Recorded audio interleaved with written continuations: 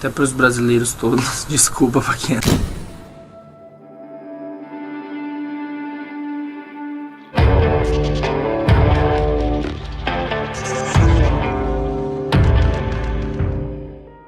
Esse vídeo é um estudo baseado em ciências comportamentais. Sendo assim, não vou expor a minha opinião pessoal sobre a pessoa analisada no vídeo. Olá, meu nome é Vitor Santos, eu sou especialista em linguagem corporal, investigador profissional e perito técnico das expressões faciais. E hoje no canal Metaforando nós vamos falar de uma polêmica que vocês me pediram muito, especificamente lá no Twitter, aqui nos comentários também. Se você quer fazer mais pedidos como esse, pode deixar aqui nos comentários ou mandar no meu Twitter e no meu Instagram, @metaforando.vitor, já me segue lá. A polêmica em questão envolve o youtuber, hipnotista, hipnólogo, e mágico Pyong Lee e o programa BBB 20. Recentemente, durante uma festa do programa Big Brother Brasil 2020, certo? A 20ª versão, Pyong Lee estava ali bebendo, dançando. Em determinado momento, ele que já estava muito alcoolizado, tomou determinadas ações que desencadearam grandes polêmicas. Primeiro, ele foi visto, ao que tudo aparenta, ao que tudo indica, apalpando ali, apertando o glúteo de uma garota. Em um segundo momento também, ao que tudo indica, ao que é aparente, ao que foi divulgado inclusive nas grandes mídias, Pyong teria então tentado beijar uma outra garota. E em paralelo a tudo isso, a mulher de Pyong, a esposa dele, a Sami, está aqui fora, ela não está participando do programa e ela está grávida. Todos esses fatos envolvendo Pyong Lee causaram uma grande polêmica. O público rapidamente começou a atacar ele na internet, fazendo vários comentários taxando o Pyong Lee então de assediador. O próprio Pyong Lee, sem saber o que está acontecendo aqui fora, fez 2 pedidos de desculpa dentro do programa. Ele disse basicamente não se lembrar de muita coisa, certo? Disse que ali não iria repetir aquilo lá, não iria fazer mais aquilo, pediu desculpa para a esposa dele, inclusive, para quem assiste o programa, e disse que havia bebido demais, perdido o controle. Porém, o que será que a sua linguagem corporal nos mostra? Será que realmente é concordante tudo isso que ele falou? Vamos ver então aqui o segundo vídeo de desculpas que o Pyong Lee fez, certo? Que ele fez agora, o mais recente, algum tempo depois da festa, quando ele já tinha pensado ali no que ele ia falar, então ele gravou esse vídeo aqui. Olá Brasil, pensei muito sobre o assunto ontem, vou falar pela última vez sobre a última festa que a gente teve. Eu quero pedir desculpas pelo comportamento, por algo que posso ter falado ou feito. Eu não lembro de muita coisa, eu exagerei na bebida, então eu quero pedir desculpas por qualquer tipo de... Se eu falei alguma coisa esquisita, se eu fiz ou realmente não lembro. Então a única coisa que eu posso fazer aqui dentro é reconhecer meu erro e dizer pra vocês que não vai se repetir. E também pedir desculpas pra minha esposa, Sami. Vida, desculpa. E se alguém puder mandar esse raio-x pra ela, não sei se ela tá acompanhando. Desculpa, exagerei, fazia muito tempo que não acontecia e não vou repetir isso. Então, se eu ficar encanado com isso aqui dentro, provavelmente eu surte. Então desculpa pro Brasil, desculpa pra quem assiste, que acompanha, quem gosta de mim, quem gosta do meu trabalho. E pra minha família também, pra minha família e esposa que estão assistindo tudo. A primeira coisa que conseguimos ver é uma inspirada funda, juntamente com tensão nos ombros. Essa quebra momentânea de linguagem corporal, relaxado para tenso e inspirando, pode significar grande dificuldade em lidar com algum tema ou algum assunto que está por vir. Na face dele, nesse momento, conseguimos ver músculo risórios tensionando a lateral dos cantos dos lábios, linha da boca fica mais horizontal, uma microexpressão de medo. Olá! Logo em seguida, a U20 em intensidade de medo novamente. Eu quero pedir... E mais uma vez, a U20 mais 1 mais 2. Medo. Reparem que nesse segundo vídeo, a expressão emocional majoritária na face do Pyong é medo, o que até tem total sentido com a pauta, Tá falando de algo muito delicado para um público grande, que é o público do Big Brother Brasil, ele tem uma imagem a zelar, então faz total sentido uma pessoa numa condição dessa ter uma linha de base de medo. Por isso que a gente sempre busca mais de um sinal, Você não pode dar uma dedução, nem uma conclusão com base em um sinal só, e você não pode pegar vários sinais separados ao longo de um vídeo. Você tem que seguir a regra 327. Isso é o básico de uma perícia em linguagem corporal feita de maneira séria e profissional. Eu quero pedir desculpas pelo... Em seguida vemos a U4 em intensidade C, uma microexpressão de raiva. Conseguimos ver também B1, negação de cabeça, o que nesse momento ganha um fator incongruente por conta do conjunto de outros sinais que temos aqui. Eu posso ter falado ou feito. A U1 mais 2 mais 5, outra microexpressão de medo. Posso ter falado ou feito. Eu não... Aqui então ele fala que não lembra de muita coisa, porém nesse mesmo vídeo de desculpas ele diz que não vai se repetir. Isso pode ser visto como uma incongruência narrativa. Alguém dizer que não se lembra de muita coisa e dizer que não vai repetir. Como que eu vou evitar de repetir aquilo que eu não lembro que eu fiz? Isso pode ser visto como uma incongruência narrativa, então, juntamente com esses outros sinais que temos nesse momento. Eu não lembro de muita coisa, eu exagerei. Mais uma vez, então, a U20C, outra microexpressão de medo, durante um gesto pacificador, ou seja, coçar o nariz. Esse tipo de gesto já foi chamado em estudos científicos como Pinocchio Effect. Basicamente, quando você fica sob um forte estado de adrenalina e ansiedade momentâneo, as regiões aqui ao redor do seu nariz, da sua raiz nasal, podem ficar ali mais excitadas, começar a formigar por conta de uma hipervascularização nessa região, o que pode acabar provocando essa coceira, essa necessidade de coçar o nariz. Em essência, pode ser apenas um sinal de ansiedade que não significa nada. Porém, quando você tem um conjunto de sinais, de expressões faciais de medo, um comportamento emocional majoritário de medo, uma estratégia verbal de afastamento e não uma resposta direta, e mais várias expressões de medo, e esse sinal, esse gesto pacificador no nariz, aí ele pode ganhar de fato um ponto ali incongruente. Aqui nós conseguimos ver uma grande alteração no tempo verbal. Desculpas pelo comportamento, por algo que posso ter falado ou feito. Eu não lembro de muita coisa, eu exagerei na bebida, então eu quero pedir desculpas por qualquer tipo de... Ele está falando num fluxo de tempo, certo? Ali um pouquinho mais rápido, com o ritmo, e do nada ele começa a falar meio pausado. Aqui ele fala... Por qualquer tipo de... Se eu falei alguma coisa esquisita, se eu fiz, ou realmente não lembro, então... Por qualquer tipo de coisa que eu possa ter feito, por qualquer tipo, ele não nomeia, né? Eu fiz isso e não vai se repetir. Eu fiz isso aqui e não vou fazer mais isso, eu peço desculpa por isso que eu fiz. Não falar de forma direta, né? Eu peço desculpa por ter te assaltado, eu peço desculpa por ter te xingado. Não nomear, né? Não dar de forma direta a informação. Pode ser um tipo de afastamento verbal, que é uma estratégia muitas vezes utilizada na manipulação verbal, certo? Para passar uma imagem mais positiva.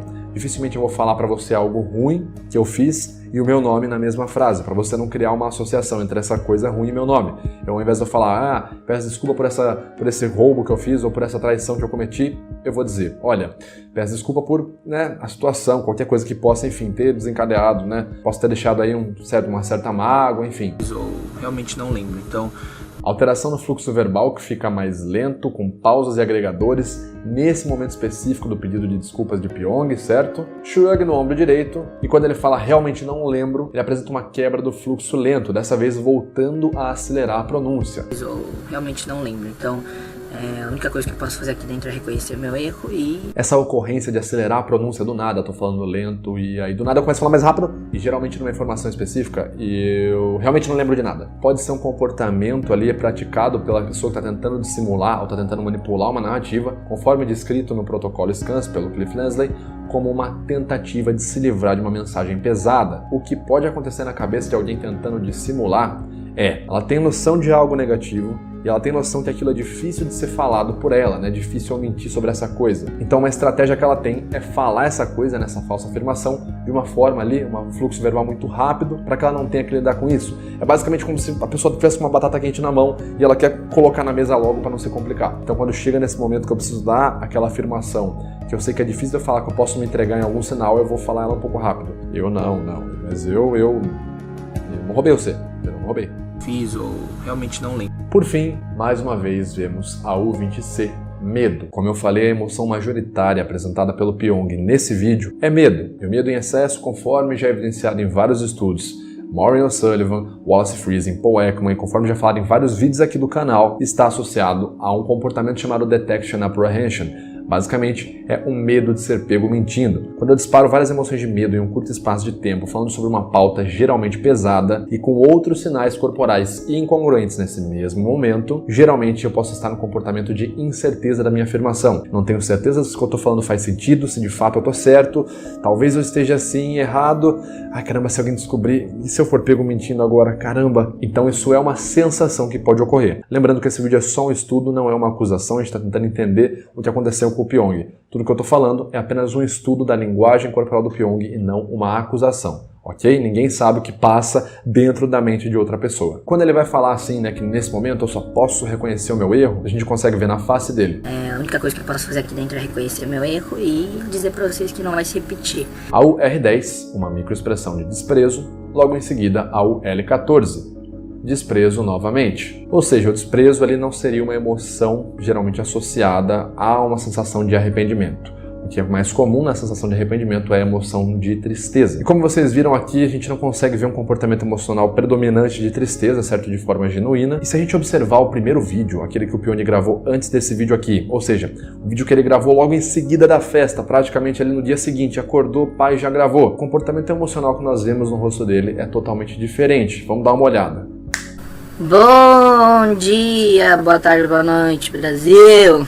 Primeira coisa que eu quero dizer, quero falar com a minha esposa, Sami. Ontem teve festa, paz e guerra, alguma coisa assim. Perdi o controle ontem, não lembro de muita coisa, desculpa. Até para os brasileiros todos, desculpa para quem assiste, não lembro mesmo. Primeira coisa que a gente consegue observar aqui é elevação do canto dos lábios, protuberância de pele na altura das bochechas devido à contração do músculo zigomático maior, uma microexpressão de felicidade.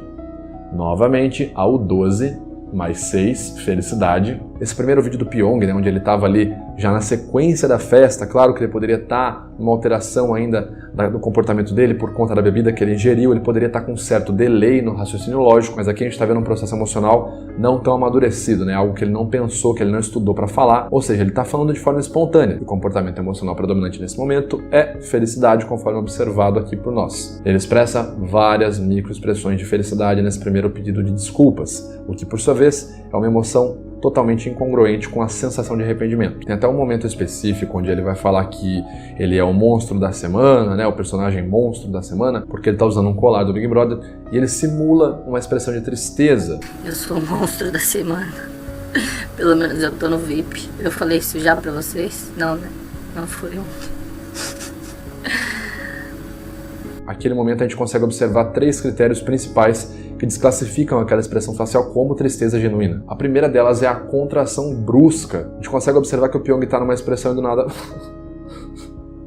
e a expressão se desfaz. Para você ir do ponto zero, né, o ponto neutro na face, até o ápice, que é o ponto de mais contração na face, segundo o protocolo SCANS, segundo as pesquisas do FACS, segundo as pesquisas do MFACS, inclusive, você tem um tempo de intensidade gradual. Você começa o seu tensionamento com alguma força ali no ponto zero, saindo ali do seu ponto zero, do seu ponto neutro, entrando nas primeiras camadas de força de contração muscular, até chegar no ápice, e isso também se desfaz de forma gradual, independente dessa expressão ser muito rápida. Quando você tem uma expressão que vai do zero, do neutro, ao máximo, e se desfaz, provavelmente essa expressão é manipulada. O segundo critério é o timing, certo? O nosso timing de contração no ápice, geralmente ele não é tão longo, a gente tem um tempo ali que meio que gradual, né? Eu tenho um tempo X, um tempo Y e um tempo Z, ali do processo do onset, apex e offset da minha expressão, meio que basicamente do mesmo tamanho, a mesma duração cada um desses momentos. O apex geralmente pode ser um pouquinho mais longo, mas o que a gente vê nesse vídeo é que o apex do Pyong praticamente pega toda a expressão, ele fica apenas com a tensão no máximo, o AU1 dele contraído e no final ele solta. E é outro critério também que desqualifica essa expressão como genuína. E o nosso terceiro critério é a codificação facial. Basicamente ele faz uma codificação facial, ele tem esse timing muito longo na face, porém durante a expressão de tristeza dele, a gente consegue observar outra configuração ali, outra codificação no meio da expressão, né? A expressão dele longa, o que eu creio que seja uma expressão posada de tristeza. A gente consegue observar então contração no AU12 e no AU6, uma microexpressão de felicidade. Então a probabilidade maior, segundo aqui a análise que eu estou fazendo, é que isso seria uma expressão de tristeza posada, certo? Tentando mascarar uma expressão genuína de felicidade. Nossa conclusão, então, é que no primeiro vídeo, certo, logo em seguida da festa, o comportamento emocional predominante de Pyong no primeiro vídeo, então, é a emoção de felicidade, o que é muito incongruente com a sensação de arrependimento que ele clama ali naquele vídeo, e no segundo vídeo dele, que ele faz ali algum tempo depois da festa, quando ele teve tempo de pensar no que ele ia falar, o comportamento emocional predominante é medo. Bom, pessoal, hoje era só isso que eu tinha para dizer, espero que vocês tenham gostado, ok? Se você gostou, já se inscreve no canal, clique em gostei aqui que me ajuda pra caramba, e a gente se vê então no próximo vídeo. Valeu!